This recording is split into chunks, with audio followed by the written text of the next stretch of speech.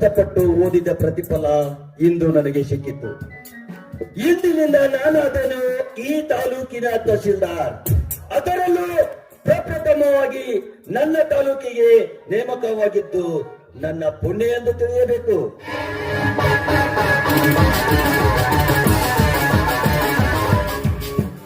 ನಮಸ್ಕಾರ ತಹಸೀಲ್ದಾರ್ ಸಾಹೇಬರಿಗೆ.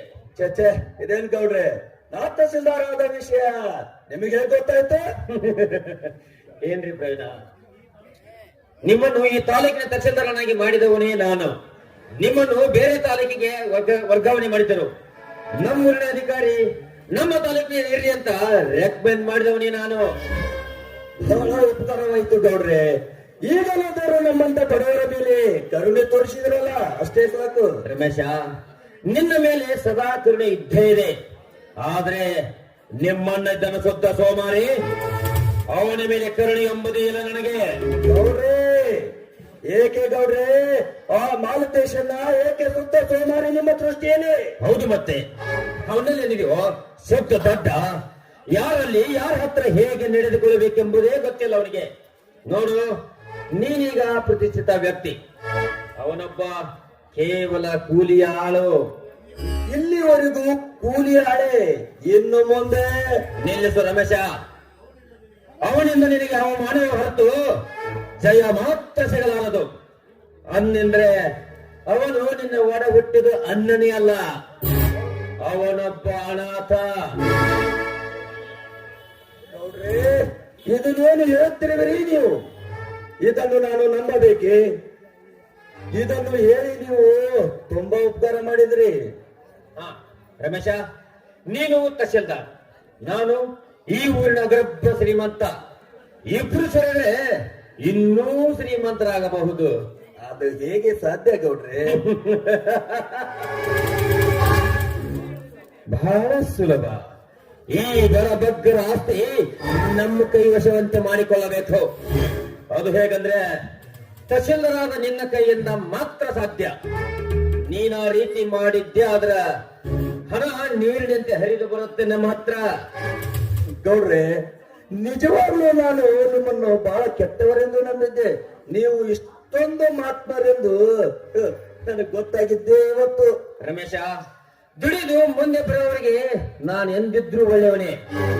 ಆದರೆ ಸುತ್ತ ದೊಡ್ಡ ಮಕ್ಕಳಿಗಂತೂ ಎಂದಿದ್ರು ಕೆಟ್ಟವನೇ. ಹೌದು ಗೌಡ್ರಿ, ನೀವು ಹೇಳುವ ಮಾತು ಯೋಗ್ಯವಾಗಿದೆ. ನನಗೆ ಈಗ ತಿಳಿಯದೆ ಮುಂದೆ. ರಮೇಶ, ಇನ್ನೊಂದು ಪ್ರಶ್ನೆ. ಈ ಮಾತನ್ನ ನೀನು ತಿರಸ್ಕರಿಸುವುದಾ ಎಂಬುದು ನನ್ನ ನಂಬಿಕೆ. ಅದ್ಯಾವ ಮಾತು ಹೇಳಿದವ್ರಿ? ನನ್ನಿಂದ ಸಾಧಿಸುವುದಾದ್ರೆ ಖಂಡಿತವಾಗಿ ಈಡೇರಿಸುತ್ತೇನೆ. ಏನಿಲ್ಲ, ನನ್ನ ಮಗಳು ಶಕುಂತಲನ್ನ ನಿನಗೇ ಕೊಡಬೇಕೆಂಬುದೇ ನನ್ನ ಆಸೆ. ಅವಶ್ಯವಾಗಿ ಗೌಡ್ರೆ, ಆದರೆ ನನ್ನ ಮನೆಯಲ್ಲಿ ನನ್ನ ತಂದೆ ತಾಯಿ ಹೋಗ್ಬೇಕಲ್ಲ. ಹೇ ರಮೇಶ, ನಿನ್ನ ಮನೆ ನಿನಗೆ ಸಂಬಂಧಪಟ್ಟಿದ್ದು, ನಿನ್ನ ತಂದೆ ತಾಯಿಗಳಿಗೆ ಅಲ್ಲ. ಅಲ್ಲದೆ ನನ್ನ ಅಪಾರ ಆಸ್ತಿ ಅಂತಸ್ತು ನಿನ್ನದಾಗಬೇಕೆಂಬುದೇ ನನ್ನ ಮಹದಾಸೆ. ನನಗೊಪ್ಪಿಗೆ ಇದೆ ಗೌಡ್ರೆ, ಆದರೆ ಎಂಬ ಉದ್ಗಾರ ವೇತಕ್ಕೆ ರಮೇಶ, ನಾಳೆ ನಿನ್ನ ಮನೆಗೆ ಬರ್ತೇನೆ. ನಿನ್ನ ತಂದೆ ತಾಯಿಗಳನ್ನು ಒಪ್ಪಿಸುತ್ತೇನೆ. ನಾಳೆ ನೀ ಮದುವೆ ಮಾಡಿ ಮುಗಿಸಿಬಿಡೋಣ. ಯಾಕಂದ್ರೆ ಮುಂದೆ ಮುಹೂರ್ತ ಚೆನ್ನಾಗಿಲ್ವಂತೆ. ಗೌಡ್ರೆ, ಮದುವೆ ಅಂದ್ರೆ ಸುಲಭದ ಮಾತಲ್ಲ. ಕಲಿತವರಾದ ನೀವೇ ಈ ರೀತಿ ಮಾತನಾಡಿದ್ರೆ ಹೇಗೆ? ರಮೇಶ, ಮದುವೆಗೆ ಬೇಕಾಗಿದ್ದೇನು? ಮುಖ್ಯವಾಗಿ ಮಾಂಗಲ್ಯ. ಮಾಂಗಲ್ಯ ಜೊತೆ ನನ್ನ ಮಗಳನ್ನು ಕರೆದುಕೊಂಡು ಬರ್ತೇನೆ. ಮತ್ತೇನು ಬೇಕು ನಿಮಗೆ? ಆಯ್ತು ಗೌಡ್ರೆ, ನೀವಿಷ್ಟು ಹೇಳಿದ ಬಳಿಕ ನಾನು ಸಿದ್ಧನಿದ್ದೇನೆ. ನಾನಿನ್ನು ಬರಲಿ, ಮನೆಗೆ ಹೋಗಿ ಎಲ್ಲ ಸಿದ್ಧತೆಯನ್ನು ಮಾಡಿಕೊಂಡು. ಆಯ್ತು ರಮೇಶ, ನೀನು ಎಲ್ಲ ಸಿದ್ಧತೆ ಮಾಡಿಕೋ. ನಾನು ನನ್ನ ಮಗಳನ್ನು ಕರೆದುಕೊಂಡು ಬರ್ತೇನೆ.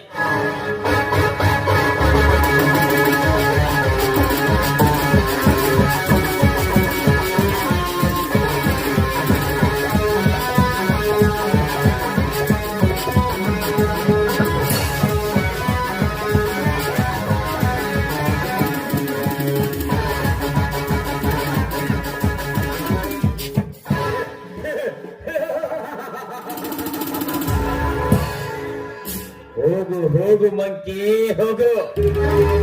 ನಿನಗೆ ಗೊತ್ತು ಈ ಭೀಮನಗೌಡರ ಕಾಲಸ್ಥಾನ. ಮಾಲ್ತೇಶ್, ಒಂದು ನನ್ನ ಮನೆಗೆ ಬಂದು ನನ್ನ ಸಿರಿತನಕ್ಕೆ ಸವಾಲು ಹಾಕ್ತೀಯ. ನಾಳೆ ನಿನ್ನ ಮನೆಗೆ ಬರ್ತೇನೆ. ನಿನ್ನ ತಮ್ಮನನ್ನು ನನ್ನ ಕೈವಶದಂತೆ ಮಾಡಿಕೊಳ್ಳುತ್ತೇನೆ. ಮಾಲ್ತೇಶ್, ಸೋಲನ್ನರಿಯದ ಈ ಭೀಮನಗೌಡನಿಗೆ ಸೋಲಿನ ಮೆಟ್ಟಿಲು ತೋರಿಸ್ತೀಯ. ಆ ಸೋಲಿನ ಸರಮಾಲೆಗಳನ್ನು ಮಾಡಿ ನಿನ್ನ ಕೊರಳಿಗೆ ಹಾಕಿ ನಿನ್ನನ್ನು ಬೀದಿ ಬೀದಿ ತಿರುಗೋ ಹಾಗೆ ಮಾಡದೆ ಹೋದ್ರೆ ಇವನು ಭೀಮನ ಗೌಡ. ಕೊಟ್ಟರೆ ಮಾತು, ಎಟ್ಟರೆ ಗುರಿ.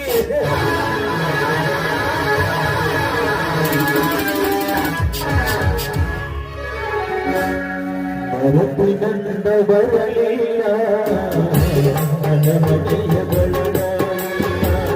ಮನಸ್ಸಿನಿಂದ ಬರಲಿಲ್ಲ ಮನಮನೆಯ ಬಲವ.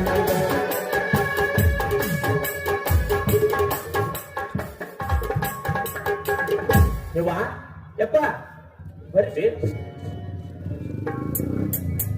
ಯವ್ವ, ಇಷ್ಟು ದಿನ ಕಷ್ಟಪಟ್ಟು ತಮ್ಮನ್ನು ಓದಿಸಿದೀವಲ್ಲ, ಅದು ಸ್ವಾರ್ಥ ಕಾಣ್ದೆ. ತಮ್ಮ ನೌಕರಿ ತಗೊಂಡು ಮನೆಗೆ ಬರಕತ್ತಾನ ಇವತ್ತ. ಹೌದಪ್ಪ, ಇದೆಲ್ಲ ಅನ್ನದಾನೇಶ್ವರಿ ಕೃಪೆ. ನಿನ್ನ ಶ್ರಮವೇ ಈ ಪ್ರತಿಫಲಕ್ಕೆಲ್ಲ ಕಾರಣ. ಯವ್ವ, ಯಾಕೆ ಮಾತಾಡ್ತಿದ್ದೆ ಇಂತ ಮಾತು? ನಂದು ಏನಿರ್ಬೇ ಅನ್ನದಾನೇಶ ಸಂಕ್ರಮಣ ಆಶೀರ್ವಾದ. ಯವ್ವ, ನಂದೇನೈತಿ, ಅವ್ರ ಅನ್ನನಾಗಿ ಅವ್ರನ್ನ ಓದಿಸಿ ಒಂದು ನೌಕರಿ ಹಚ್ಚಬೇಕು ಅನ್ನೋದು ಕನಸಿತ್ತು. ಆ ಕನಸು ಇವತ್ತ ಮುಟ್ದಂಗ ನೋಡ್ಬೇವ. ಮಾತೇಶ, ರಮೇಶ ಇನ್ನೂ ಬರ್ಲಿಲ್ವೇನಲ್ಲೋ? ಮತ್ತ ಗಿರೀಶ್ ಯಾವಾಗ ಬರ್ತಾನೋ? ಯಪ್ಪ, ಗಿರೀಶ್ನು ಇವತ್ತು ಬರ್ತೀನಂತ ಕಾರಣ ಹಾಕಿದ್ದ. ಬಂದು ಬರ್ಬೋದಪ್ಪ, ಹೊತ್ತಾಗೈತಿ ಈಗ.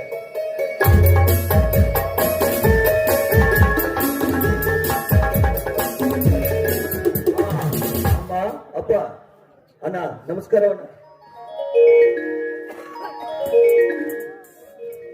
ಎದ್ದೇಳಪ್ಪ, ಅಂತೂ ನಿನಗೆ ನೌಕರಿ ಸಿಕ್ತಲ್ಲ, ಕೊನೆಗೂ ನಿನಗೆ ಜೈಲ ಮಾಲಿ ದೊರೀತಲ್ಲ. ಅಣ್ಣ ನಮಸ್ಕಾರ. ಇದೇನ್ ಮಾಡಕತ್ತಿಪ್ಪ?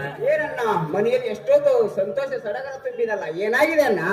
ತಮ್ಮ ಗಿರೀಶ, ನಿನ್ನ ತಹಸೀಲ್ದಾರ ಅನ್ನಪ್ಪ ಅಂದಂಗ ನಿಂದು ಪರೀಕ್ಷೆ ಫಲಿತಾಂಶ ಏನಾತು? ಅಮ್ಮ, ಅಪ್ಪ, ಅಣ್ಣ, ನಾ ಫಸ್ಟ್ ರ್ಯಾಂಕ್ ಪಾಸ್ ಆಗಿರಣ್ಣ. ಯವ್ವ, ಎಷ್ಟು ಸಂತೋಷವೇ. ಒಬ್ಬ ತಮ್ಮ ತಹಸೀಲ್ದಾರ, ಇನ್ನೊಬ್ಬ ತಮ್ಮ ಪ್ರಥಮ ದರ್ಜಾ ಪಾಸ್ ಆಗ್ಯಾನ. ಯವ್ವ, ಈ ಸಂತೋಷ ನಮ್ಮ ಮನೆ ತನಕ ಇದ್ದಿದ್ದಲ್ಲ ಅಲ್ವೇವ? ಇವತ್ತು ಬಹಳ ಸಂತೋಷ ಅಲ್ಲ. ನಡಿಬೇವ, ಇದ ಸಂತೋಷದಾಗ ಊಟ ಮಾಡಿ ನಡಿ. ಇದೇ ಸಂತೋಷದಲ್ಲಿ ಇನ್ನೊಂದು ಸಂತೋಷದ ವಿಷಯ. ಇವತ್ತೇ ನನ್ನ ಮದುವೆ. ಇದೇನು, ಇನ್ನೂ ಹೆಣ್ಣು ನೋಡಿಲ್ಲ, ಏನೂ ಇಲ್ಲ, ಆಗ್ಲಿ ಮದುವೆ ಅಂದ್ರೆ ಹೇಗೆ? ವಾ ಹೆಣ್ಣು ನೋಡೋದು ಇವತ್ತೇನೆ, ಅವಳ ಕೊರಳಿಗೆ ಮಾಂಗಲ್ಯ ಕಟ್ಟೋದು ಇವತ್ತೇನೆ, ಅವಳು ನಿನ್ನ ಮನೆ ಸೊಸೆಯಾಗಿ ಬರೋದು ಇವತ್ತೇನೆ. ರಮೇಶ, ಯಾರಪ್ಪ ಹೆಣ್ಣು? ಈ ಊರು ಗೌಡ ಭೀಮನ ಗೌಡರ ಏಕಮಾತ್ರ ಪುತ್ರಿ ಶಕುಂತಲ. ರಮೇಶ, ಸರಿಯಾಗಿ ವಿಚಾರ ಮಾಡಿರ್ವಿ ತಾನೇ ನೀನು? ಸಾವಿರ ಸಲ ವಿಚಾರ ಮಾಡಲೇ ಈ ನಿರ್ಧಾರಕ್ಕೆ ಬಂದಿರೋದು.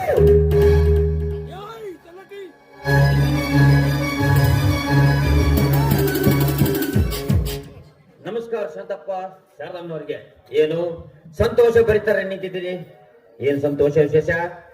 ನೋಡ್ರಿ, ಒಬ್ಬ ಮಗನಿಗೆ ನೌಕರಿ ಬಂದ ಸಂತೋಷ, ಇನ್ನೊಬ್ಬ ಮಗ ಫಸ್ಟ್ ರ್ಯಾಂಕ್ ನಲ್ಲಿ ಪಾಸ್ ಆಗಿದ್ದಾನೆ. ಹಾ ನೋಡಿ ಶಾಂತಪ್ಪ, ನಾ ಬಂದ ವಿಷಯ ನಿಮಗೆ ಹೇಳುತ್ತೇನೆ, ಆಮೇಲೆ ಮುಂದಿನ ಮಾತು. ಯಾವ ವಿಷಯ ಹೇಳಿಕೊಡ್ರೆ? ಏನಿಲ್ಲ, ನನ್ನ ಮಗಳು ಶಕುಂತಳನ್ನ ಈ ನಿನ್ನ ಮಗ ರಮೇಶನಿಗೆ ಕೊಡಬೇಕೆಂದು ಬಂದಿದ್ದೇನೆ. ಹಿಂದೆ ಈ ದಿನವೇ ಮದುವೆ ಮಾಡಿ ಮುಗಿಸಬೇಕು, ಯಾಕಂದ್ರೆ ಮುಂದೆ ದಿನ ಚೆನ್ನಾಗಿಲ್ವಂತೆ. ಗೌಡಿ, ಮದುವೆ ಅಂದ್ರ ಆಟದ ವಸ್ತು ಅಲ್ರಿ, ನಮಗ್ ಸ್ವಲ್ಪ ಸಮಯ ಬೇಕು ವಿಚಾರ ಮಾಡಾಕ. ಅವರೇ, ಮದುವೆಯಾಗಲು ನಾನು ಸಿದ್ಧನಿದ್ದೇನೆ. ನೀವು ಯಾರ ಮಾತನ್ನು ತಲೆ ಕೆಡಿಸಿಕೊಳ್ಳಬೇಡಿ. ಗಿರೀಶ, ಬೇಡ ಸುಮ್ನಿರು. ಹಾ ಶಾಂತಪ್ಪ, ಏನ್ ಮಾಡುವುದು ಬೇಗನೆ ಹೇಳ್ರಿ. ಮತ್ತೇನು ಮಾಡೋದು ಗೌಡ್ರೆ? ಮದುವೆ ಮಾಡಿ ಬಿಡುವುದು. ಅಂದಾಗೆ ಗೌಡ್ರೆ, ಇವ್ರು ಯಾರಂತ ಗೊತ್ತಾಗ್ಲಿಲ್ಲವಲ್ಲ? ಇವರು ನನ್ನ ಆತ್ಮೀಯ ಸ್ನೇಹಿತ ಪ್ರವೀಣ್ ಕುಮಾರ್ ಅಂತ ಇವರ ಹೆಸರು. ಸರ್ ನಮಸ್ಕಾರ. ಇವರು ನನ್ನ ತಾಯಿ ಶಾರದಮ್ಮನ ಅಂತ, ಇವರು ನನ್ನ ತಂದೆ. ಇವರು ನನ್ನ ತಮ್ಮ ಗಿರೀಶ ಅಂತ. ತುಂಬಾ ಸಂತೋಷ. ಅಂದಂಗೆ ಇವ್ರು ಯಾರು ಗೊತ್ತಾಗಲಿಲ್ಲ? ಅವನ ನನ್ನ ಮನೆಯ ಕೆಲಸದ ಆಳು. ಸೋಮಾರಿ, ತಲೆ ಹೊರಟಿದ್ದಾರೆ. ಗಿರೀಶ ಬೇಡಪ್ಪ, ಸಮಾಧಾನ ಪಡ್ಕೋ. ನೋಡು, ನಿನ್ನ ಈಗ ಈ ತಾಲೂಕಿನ ತಹಶೀಲ್ದಾರಪ್ಪ, ತಹಶೀಲ್ದಾರ. ತಮ್ಮ, ಈಗ ಅವ ತಹಶೀಲ್ದಾರ್ ಆಗ್ಯಾದ. 4 ಮಂದಿ ಅವನ್ನ ಮನೆಗೆ ನೋಡಾಕ ಬಂದಾಗ ಕೂಲಿ ಹಾಳಾಗಿರೋ ನನ್ನ ಅಣ್ಣ ಅಂತ ಕರೆದ್ರ ಅವಾಗ ವರ್ಚಸ್ಸು ಕಮ್ಮಿ ಆಗುತ್ತಮ್ಮ. ಅದಕ್ಕ ಹಾಳಂತಾನ ತಮ್ಮ. ನಿನಗೆ ಕೈ ಮುಗಿತೀನಪ್ಪ, ನೀ ಸುಮ್ಮನೆ ಬಿಡಪ್ಪ, ನೀನ ಸುಮ್ಮನೆ ಬಿಡ. ಇವನು ಈ ಸ್ಥಿತಿಗೆ ಬರಲು ಕಾರಣ ಯಾರನ್ನ? ತಮ್ಮ, ಅದೆಲ್ಲ ಈಗ ಬೇಡ. ಮನೆಗೆ ಮಂದಿ ಬಂದಾರ, ಅವ್ರ ಎದುರಿಗೆ ನಾವು ಜಗಳ ಆಡಿದೀವಿ ಅಂದ್ರ ನಮ್ಮ ಮನೆತನದ ಮರ್ಯಾದೆ ಹಾಳಾಗತ್ತೋಯಪ್ಪ. ಬೇಕಾದ್ರ ನಿನ್ ಕಾಲಿಗೆ ಗೊತ್ತಿರಪ್ಪ, ನೀನ್ ಸುಮ್ಮಿದ್ ಬಿಡಪ್ಪ, ಸುಮ್ಮಿದ್ ಬಿಡ. ನೋಡಿ ಶಾಂತಪ್ಪ, ಎಂದು ಮದುವೆ ಮಾಡಿ ಹಾಗೆ ಹೆಣ್ಣು ಕೊಟ್ಟು ಹೋಗೋದಿಲ್ಲ. ಸಂಪ್ರದಾಯದ ಪ್ರಕಾರ ವರನಿಗೆ ವರೋಪಚಾರ ಎಲ್ಲವೂ ಕೊಡ್ತೇನೆ. ಆದ್ರೆ ಇಂದಲ್ಲ, ನಾನು ಸತ್ತು ಹೋದ ಬಳಿಕ ನನ್ನ ಆಸ್ತಿ ಅಂತಸ್ತೆಲ್ಲ ನನ್ನ ನಳಿಯ ರಮೇಶನಿಗೆ ಸೇರ್ತಕ್ಕದ್ದು. ಇನ್ನೇನು ಬೇಕು ನಿಮಗೆ? ಮತ್ತೇನು ಬೇಕು ಗೌಡ್ರೆ? ಇವತ್ತೇ ಮದ್ವಿ ಮುಗಿಸಿ ಬಿಡೋಣ. ಸತ್ಯ, ಲೇ ಸತ್ಯ,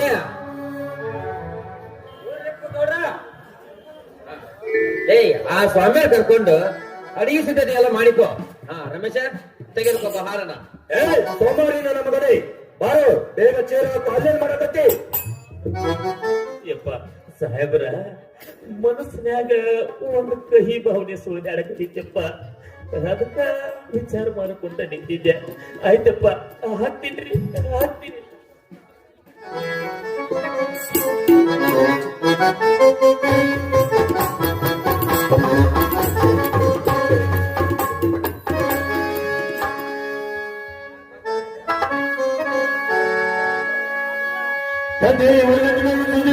దేవా పారవలందు దేవా విద్యావలం దైవవలందు దేవా శుభమూర్తే భావనా.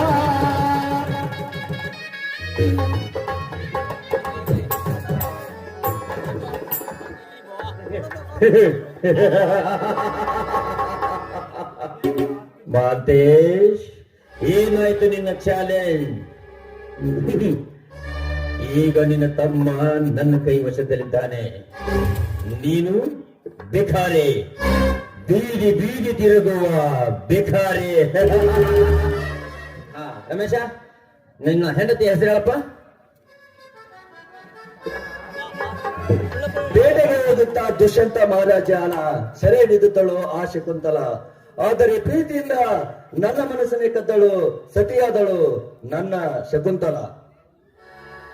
ಶಕುಂತಮ್ಮರೇ, ನೀವು ದನಗಸರು ಹೊರಪ ತೇಳಲ್ಲ. ಹಾಲನ್ನು ಕಾಸಿ ಹೆಪ್ಪಾಕಿದ್ರೆ ಮೊಸರಾಗಬಹುದು, ಮೊಸರನ್ನು ಕಟ್ಟಿದ್ರೆ ಬೆಣ್ಣೆ ಆಗಬಹುದು, ಬೆಣ್ಣೆಯನ್ನು ಕಾಸಿದ್ರೆ ತುಪ್ಪವಾಗಬಹುದು. ಅದೇ ರೀತಿ 4 ಜನ ಬಂದು ಅಕ್ಷತೆ ಹಾಕಿದ್ರೆ ಮದುವೆ ಆಗೋದು. ಆ ಮದುವೆಯಲ್ಲಿ ತಾಳಿ ಕಟ್ಟುವವರೇ ನನ್ನ ಪತಿಯಾಗುವವರು, ಪತಿಯಾಗುವವರೇ ನನ್ನ ಪಾಲಿನ ರಮೇಶ್ ಅಂತ. ರಮೇಶ, ಅಂದಾಗೆ ಎಲ್ಲರೂ ಊಟ ಮಾಡೋಣ ಬನ್ನಿ. ಗೌಡ್ರಿ, ನೀವು ಮುಂದೆ ನಡೆಯಿರಿ, ನಾವು ಹಿಂದೆ ಬರುತ್ತೇವೆ. ಆಯ್ತು, ಬೇಗನೆ ಬನ್ನಿ ಎಲ್ಲರೂ.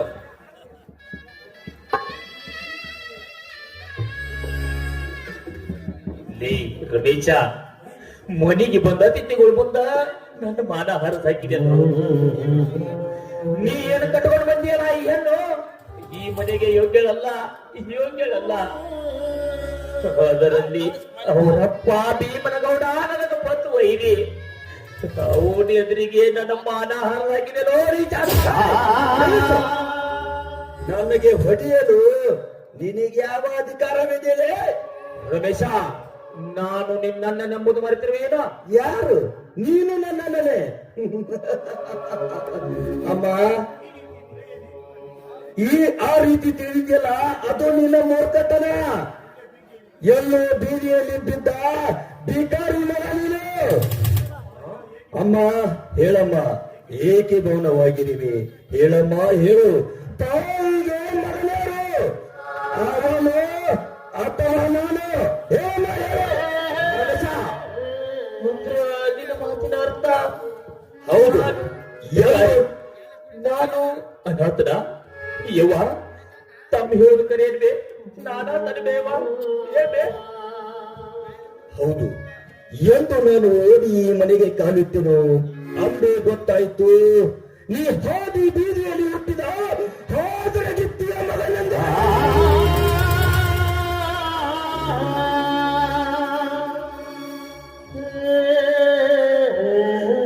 ಹೌದಪ್ಪ, ನಾನು ನಿನ್ನ ಗುಡಿ ಅಧಿಕಾರ ಇಲ್ಲ. ಯಾಕಂದ್ರ ನಾನು ನಿನ್ನಲ್ಲೋ ಯಪ್ಪ, ನಿನ್ನಲ್ಲ. ನಾನು ಅನಾಥ. 10 ಜನರಿಗೆ ಸೆರಗಾಚಿ ಹೆತ್ತ ಹಾದರಗಿತ್ತಿಯ ಮಗಳಪ್ಪ.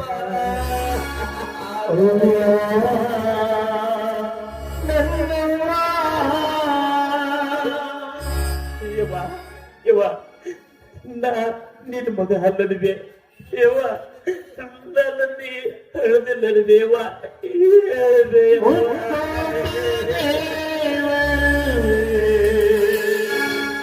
ತಾಯಿ ಕೈ ಮುಗಿದು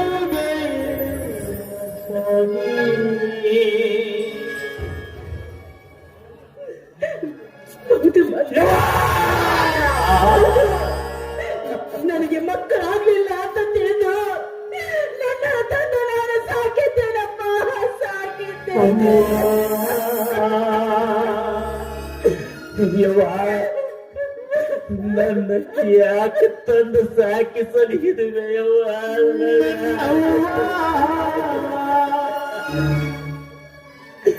ಯವ್ವ, ನಾ ಎಂದ ನಿನ್ನ ಕೈಯಾಗಿ ಸಿಕ್ಕ ಅಂತ ನನ್ನ ಕತ್ತಿಜಿ ಕೊಂದು ಬಿಟ್ಟಿದ್ರ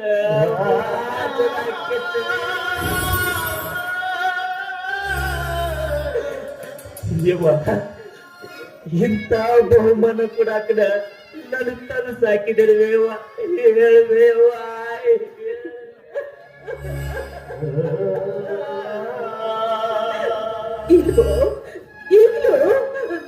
ಈಗಲೂ ನೀನ್ ನನ್ನ ಮಗನನ್ನು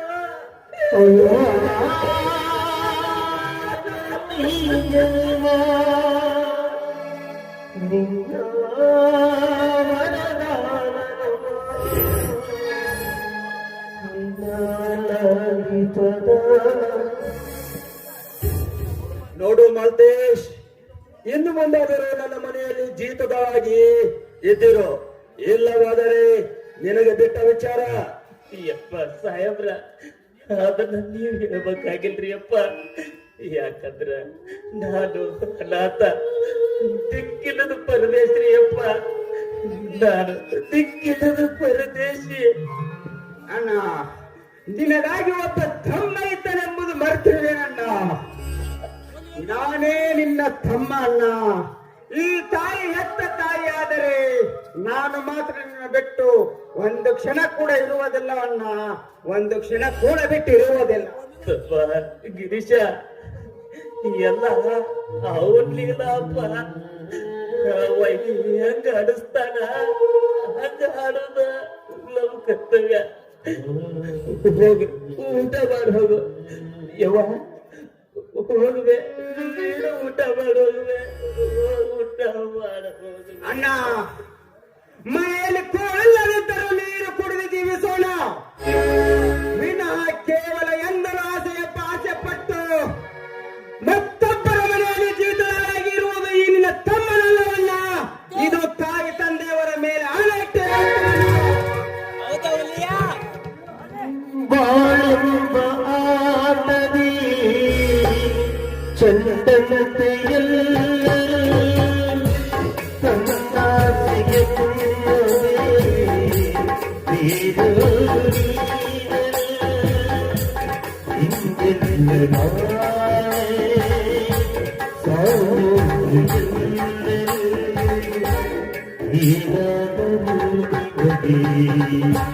ಮರಿ